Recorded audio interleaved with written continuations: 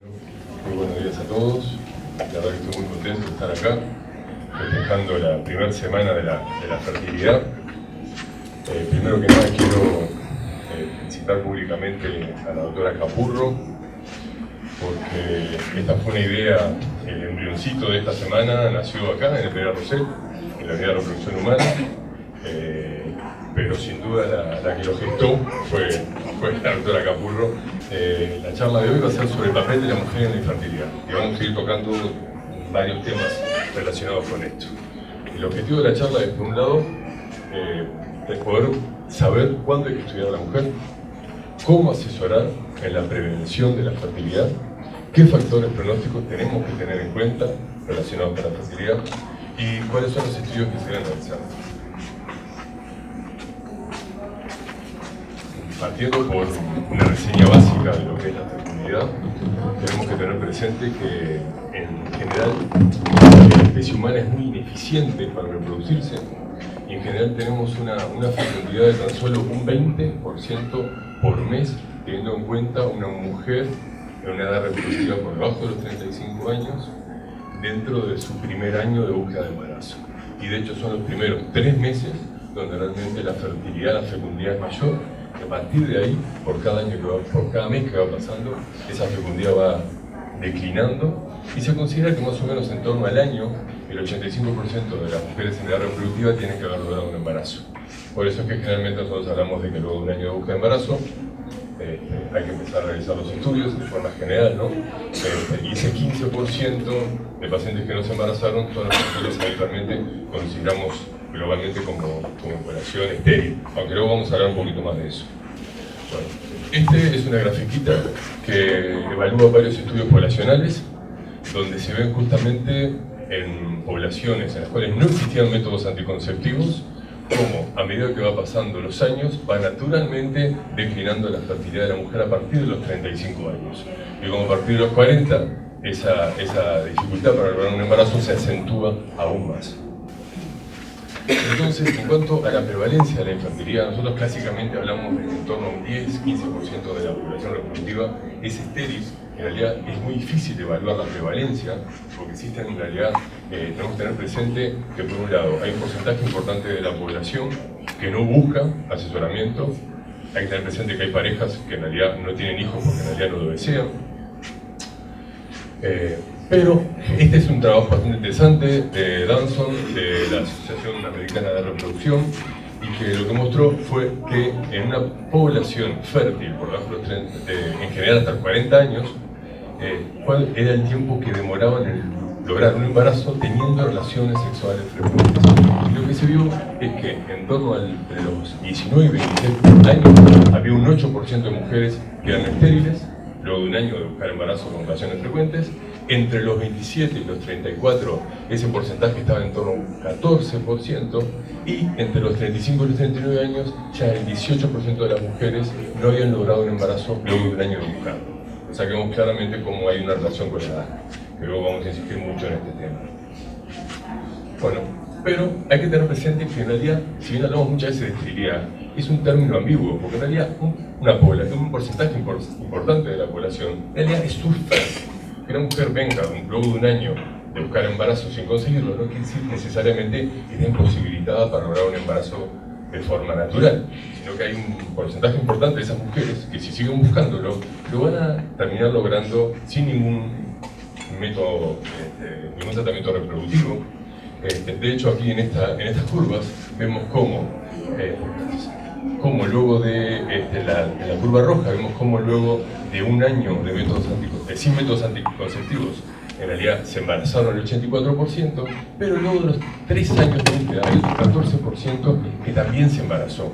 O sea que cuidado, nosotros cuando transmitimos la información a los pacientes, no dar la sensación de que en realidad es imposible lograr un embarazo. La esterilidad no es un rótulo que se le pone a una mujer en el país y dice estás imposibilitada absolutamente para lograr un embarazo. Nosotros generalmente nos trazamos líneas, umbrales, nosotros nos decimos, bueno, a partir del año hay que empezar a buscar un embarazo y estudiar una pareja, pero eso no quiere decir que la pareja igualmente no lo termine consiguiendo de forma natural.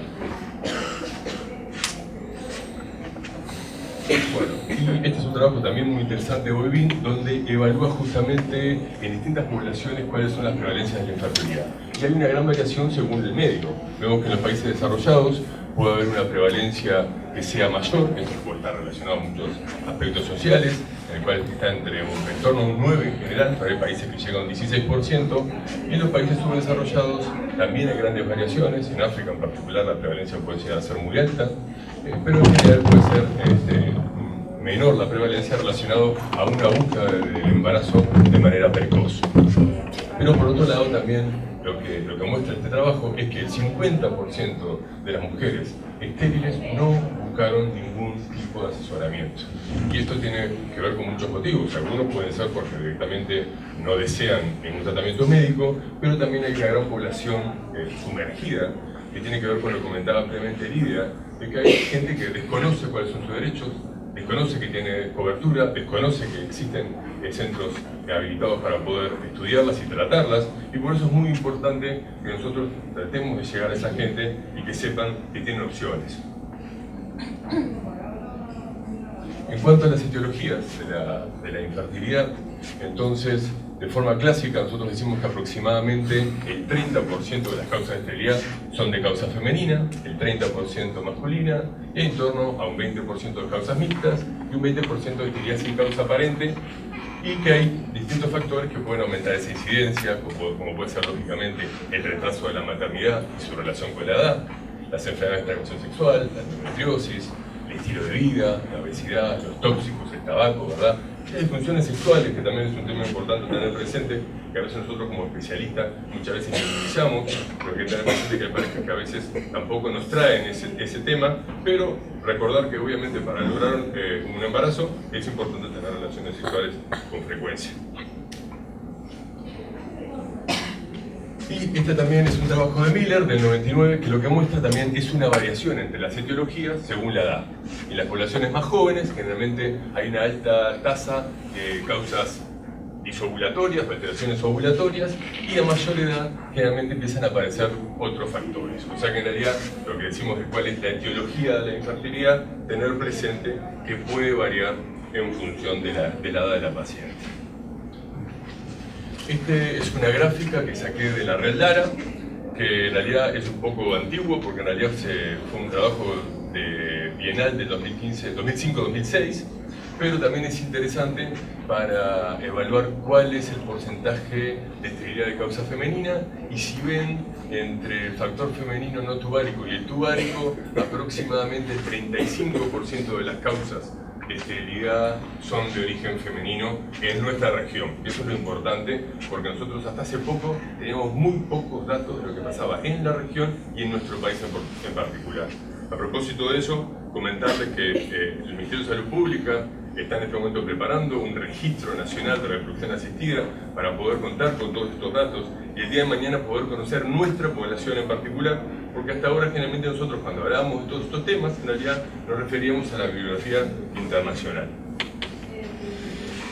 Respecto a los pocos datos que al día de hoy tenemos del Uruguay, estos son datos que obtuve del Fondo Nacional de Recursos, que es la cantidad de pacientes que solicitaron tratamiento de reproducción asistida de fecundación in vitro del fondo hasta septiembre del 2017, y de estas el 37% de ellas, la causa de esterilidad era de origen femenino.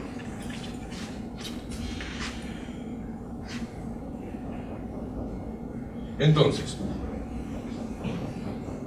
¿cuándo tenemos que estudiar a una mujer o una pareja que consulta por algún tipo de disfunción reproductiva? Y clásicamente nosotros decimos que a partir de un año de tener relaciones sexuales frecuentes y no protegidas, se debe estudiar a ambos miembros de la pareja. Pero hay algunas excepciones, ¿verdad? Por un lado, que en cualquier mujer mayor de 35 años, esta valoración se tiene que hacer de manera precoz. Nosotros decimos que a partir de los 6 meses se sugiere que una mujer que tiene 35 años o más, debe comenzar con alguna valoración para ver dónde se encuentra parada. Y por supuesto, en cualquier mujer que no tiene pareja, debe realizarse en cualquier momento que consulta. Y recordar que las disfunciones reproductivas son un problema de la pareja y se tiene que estudiar a la pareja de manera conjunta ¿verdad? Nosotros a veces tenemos dificultades para estudiar ambos miembros de la pareja, a veces el hombre se resiste a realizar un espermograma y empezamos solo con los estudios de la mujer. Eso no debe ser así, porque a veces podemos incluso evitarle a la mujer tener que pasar por algún proceso, por algún estudio que sea doloroso o molesto. Por otro lado, tener presente que es muy importante corregir todos los factores que sean modificables. La obesidad, los tóxicos, el tabaco, eso tiene un impacto muy importante sobre la fertilidad natural y también sobre las chances de lograr un embarazo con un tratamiento reproductivo. Y muchas veces también la población minimiza estos aspectos.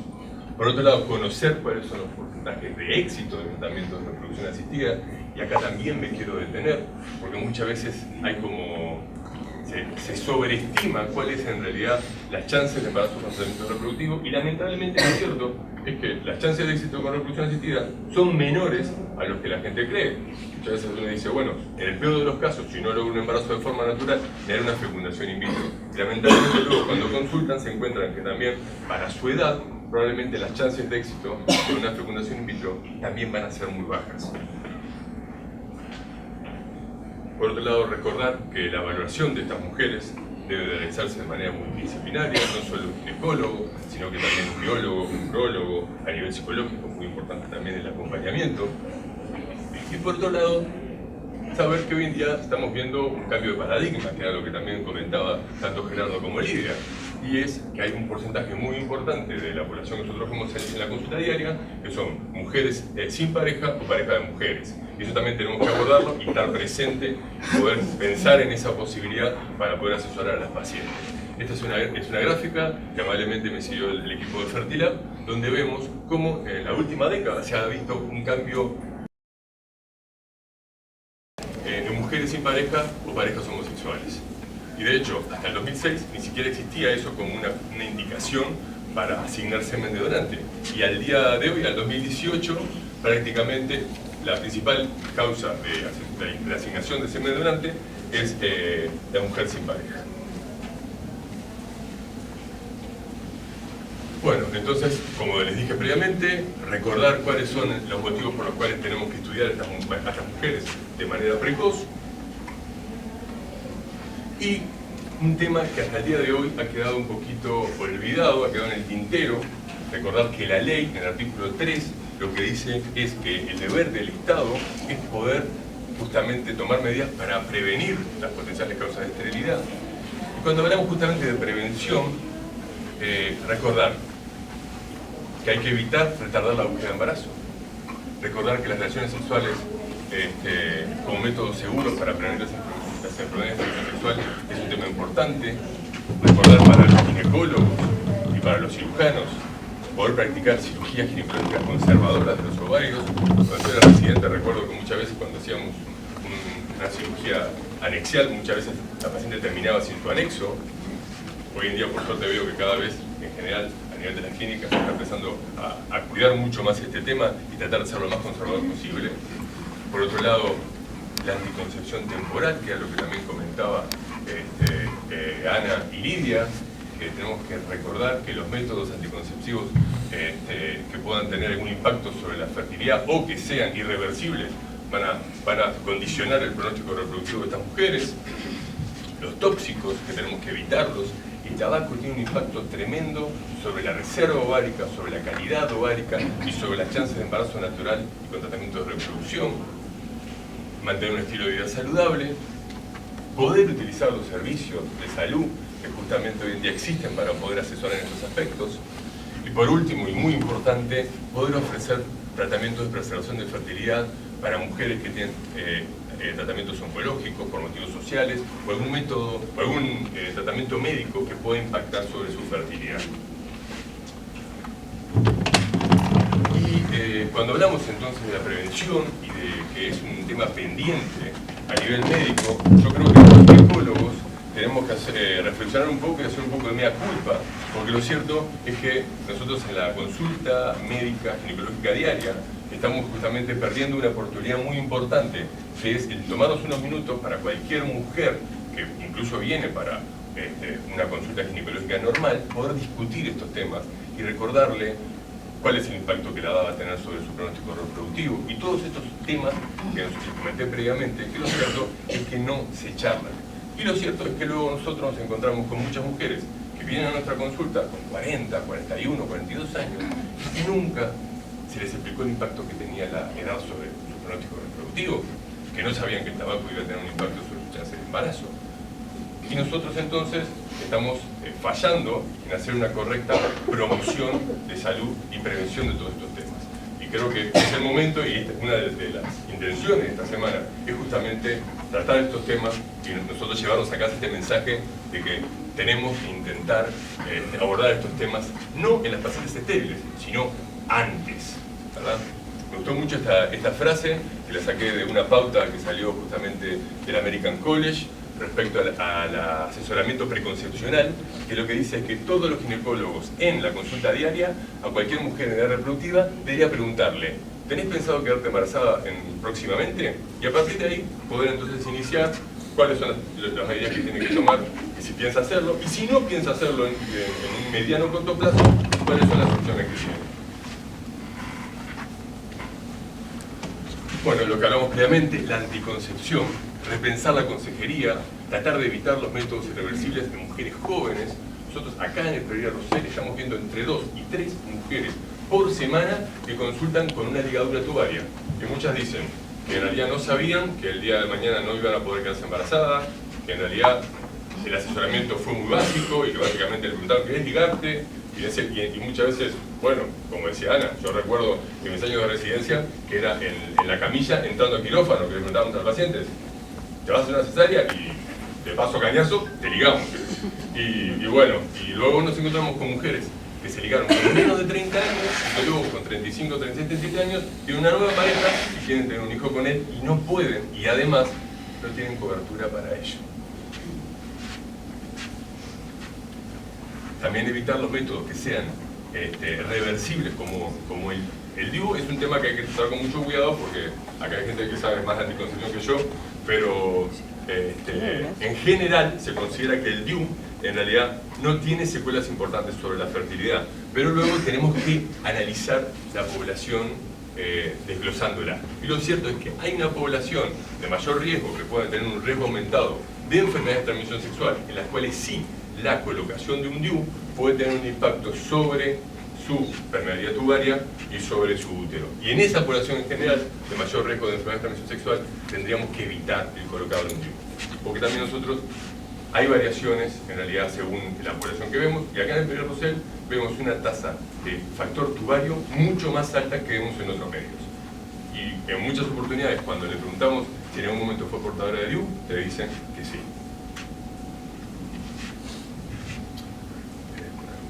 Entonces, esto es justamente lo que hablábamos respecto al DIU. Este en realidad es un trabajo que lo que evalúa es que las mujeres que se ligaron antes de los 30 años, la mitad se arrepintieron de haberse ligado. Con lo cual, tienen mucho tiempo todavía para arrepentirse. Bueno, y entonces, en cuanto a los factores pronósticos, y acá hay 3 puntos importantísimos para tratar. La edad, mañana la doctora Virginia Chakirian va a hablar en particular de eso, pero es un tema que tiene un impacto tan importante sobre la fertilidad de la mujer que no nos podemos cansar de discutirlo.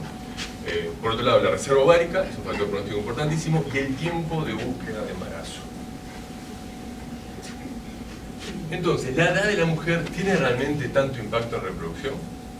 Y lo mismo, trayendo anécdotas respecto a lo que vemos en la clínica diaria, muchas veces con pacientes que vienen con 39, 40 años en la consulta, te dicen: no, yo ya me estudié y no tengo ningún problema.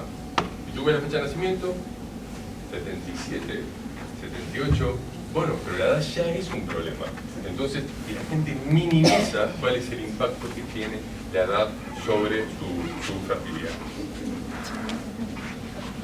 Esta es una foto que saqué de internet.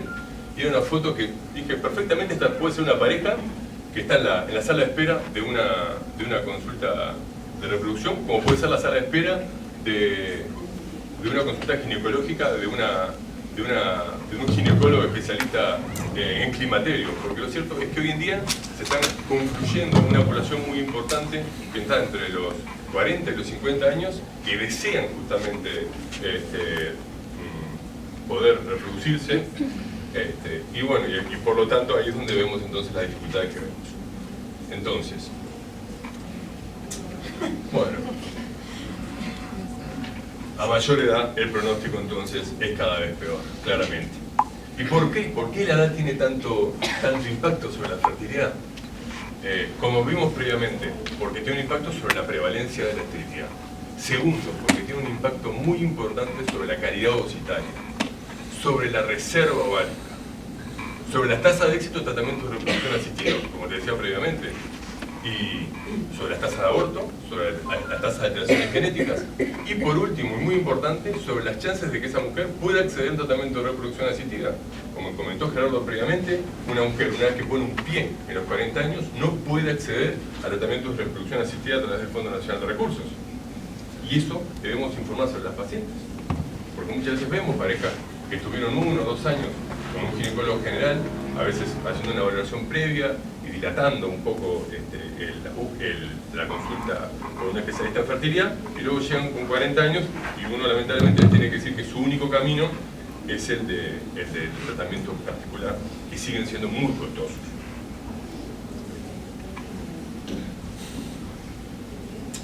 Y este es un dibujito que yo creo que define muy bien este tema, donde se ve como la línea blanca es justamente la curva como muestra que a mayor edad hay un declinar en la cantidad de óvulos, y la curva verde es la que muestra como mayor edad cada vez es mayor el porcentaje de óvulos de mala calidad. Es decir, a mayor edad cada vez la mujer tiene menos óvulos, y esos pocos que tiene son cada vez un porcentaje mayor de peor calidad. Entonces aquí vemos cómo la edad impacta entonces sobre la cantidad y también impacta sobre la calidad. ¿Y por qué?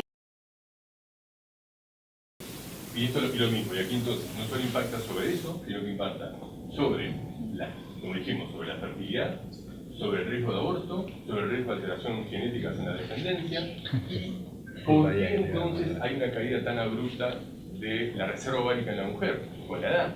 Y esto se debe porque el ovario es justamente un banco donde se depositaron una serie de óvulos. Una mujer nace con 1 millón de óvulos que son los que va a tener para utilizar a lo largo de su vida reproductiva. A medida que van pasando los años, va declinando rápidamente esa reserva ovárica por justamente efectos de apoptosis y atresia.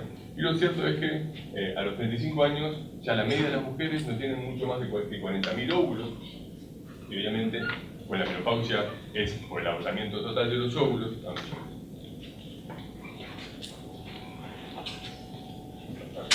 Pero puede haber justamente también una gran variación paciente a paciente.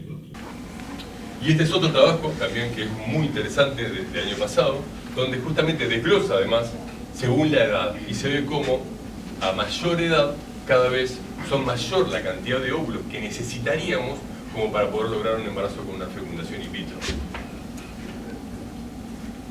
Y de hecho, en la población mayor de 42 años, generalmente se necesitan muchísimos óvulos, y de hecho a partir de los 44 años ya no importa la cantidad de óvulos que se obtengan, directamente es muy baja la probabilidad de un embarazo con ovocitos propios. Incluso con 12 óvulos solo hay una tasa, la chance de nacido vivo menor a un 2%, ¿verdad? O sea que esto de más óvulos mejor, se ve un impacto mayor generalmente en la población menor de 40 años, donde vemos que con 4 óvulos la tasa de nacido vivo es del 16%, pero con 12 ya sube un 36%, ¿verdad? O sea que más óvulos es mejor para las chances de embarazo. Y por eso cuando nos encontramos con una mujer que tiene una edad avanzada y pocos óvulos, entonces su pronóstico es doblemente malo, porque va a tener pocos óvulos y pocos de ellos de buena calidad.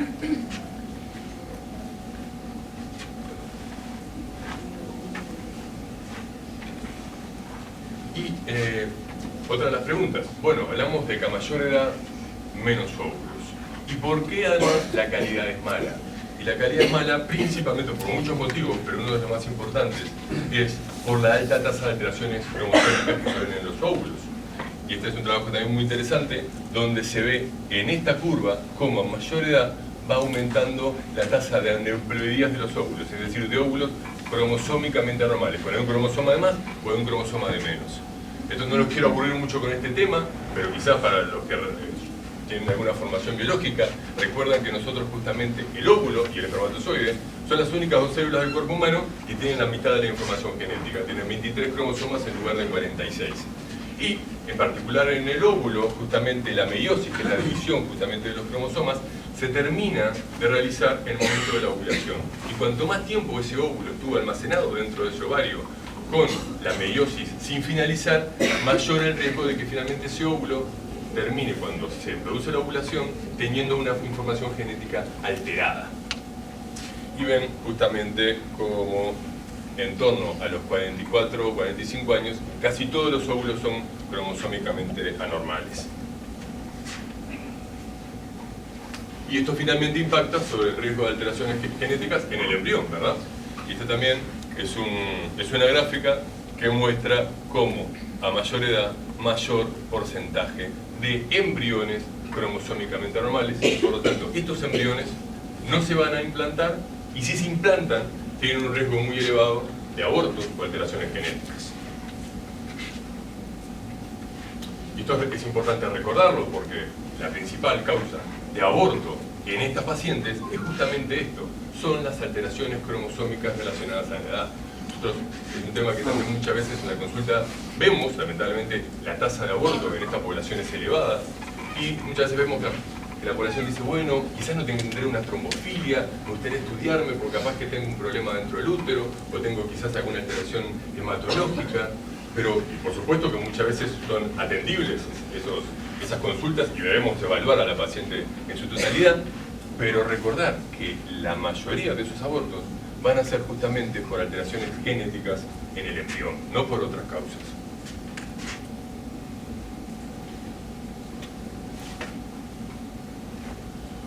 Y por último, dijimos que los factores pronósticos son la edad, son la reserva ovárica y por último también el tiempo de búsqueda de embarazo. Y eso, como habíamos comentado recién al inicio de la charla, hay una relación directa entre esto. No es lo mismo una mujer que tiene una esterilidad de corto tiempo que una pareja que te dice que hace 5 o 10 años que está buscando embarazo. Y esa población justamente es la que va a tener un peor pronóstico.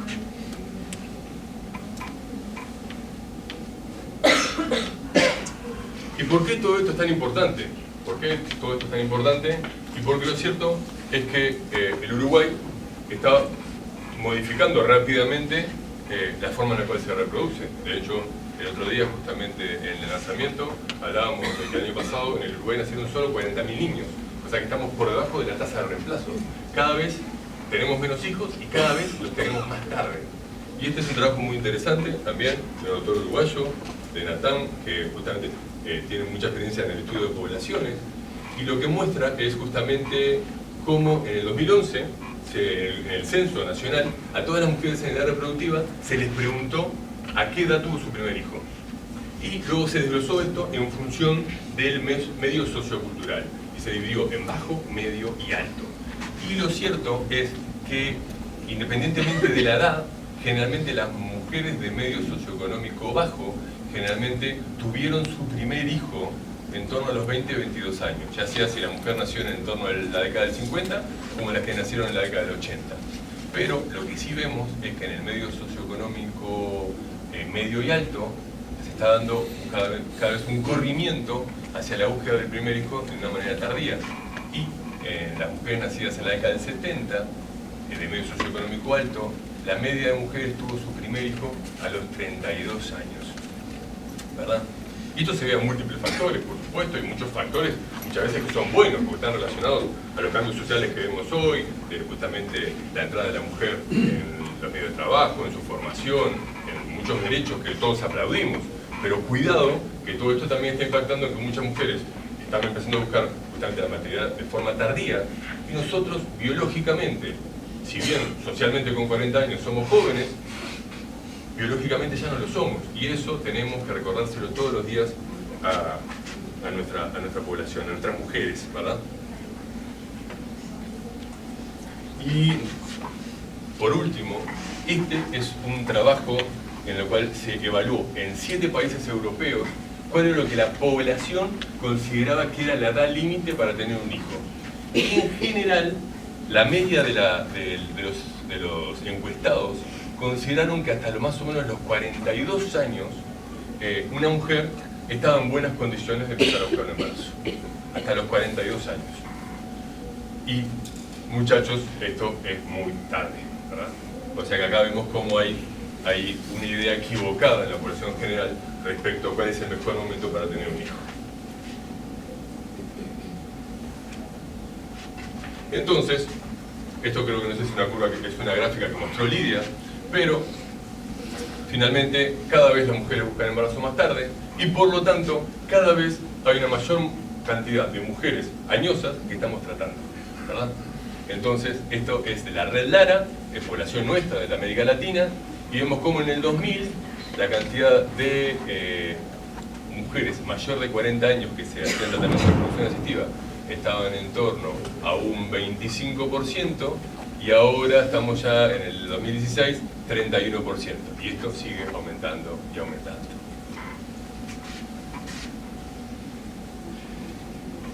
Y esto también lo mostró Lidia, pero vale la pena volver a mostrarlo.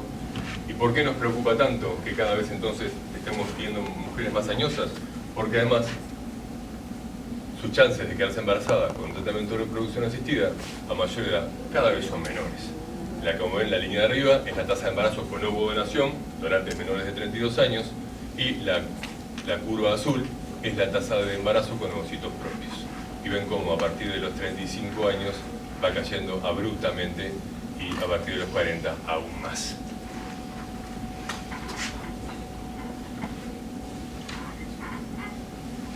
Bueno, no los quiero aburrir mucho más porque si no se va a hacer muy largo, pero comentarles simplemente un par de cosas relacionado a...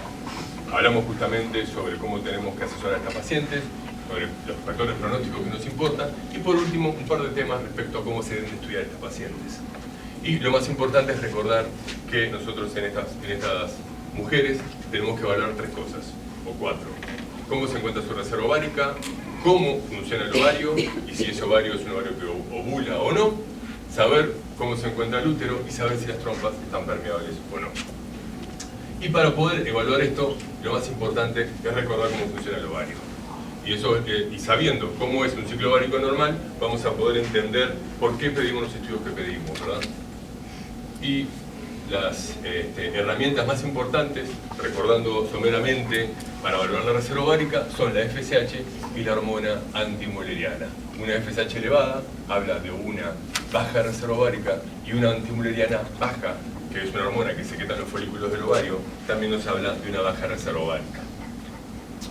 Y cuando hablamos de esto, me parece que está bueno parar un segundito y ahora también tener presente un tema que no es menor, que es el tema del estudio de las mujeres que no tienen una historia de esterilidad previa. Porque justamente, producto de todo lo que discutimos previamente, cada vez vemos más en la clínica diaria mujeres que no tienen una historia de esterilidad, que producto de que no van a buscar un embarazo en corto tiempo, quieren saber dónde están paradas y, por ejemplo, quieren evaluar si quieren hacerse un tratamiento para preservar su fertilidad, y luego les pedimos un estudio para evaluar su reserva ovárica y nos encontramos con que tienen pocos óvulos. Y cuidado cómo interpretamos estos resultados. Este es un estudio muy interesante que evalúa justamente cuál es la relación entre antimuleriana y chances de lograr un embarazo de forma natural en una mujer sin esterilidad previa. Y lo que se ve es que en realidad esa población se comporta igual que la población general. O sea, no estigmaticemos a una mujer en edad reproductiva con una reserva ovárica que esté un poco comprometida, diciéndole que esa mujer necesariamente va a ser estéril, porque en realidad hay que contextualizarlo en la situación, en función de la edad y en función de la historia de esterilidad o no, ¿verdad?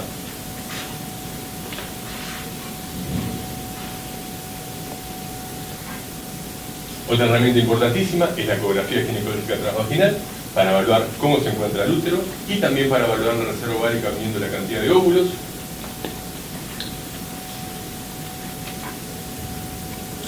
El factor tubárico, muy importante, y para eso nosotros utilizamos habitualmente una radiografía para evaluar justamente si hay permeabilidad o no tubárica, pasando contraste a través del útero y las trompas. Es un estudio que es un estudio molesto, que tiene cierto grado de falsos negativos, pero hasta el día de hoy en realidad es la herramienta que utilizamos con más frecuencia para ver si las trompas están obstruidas o no, sabiendo que hay otras alternativas como puede ser la laparoscopía, pero que lo reservamos para aquellos casos en los cuales nosotros podemos además beneficiarnos de algún potencial tratamiento, ¿verdad? Y entonces, finalizando, recordar qué es lo que debemos saber sobre nuestras pacientes. Conocer cómo se encuentra su flora ovárica, conocer si hay ovulación, conocer si hay integridad anatómica del útero y las trompas, y por supuesto poder asesorar entonces a nuestras pacientes a tiempo. Y eso es todo por hoy.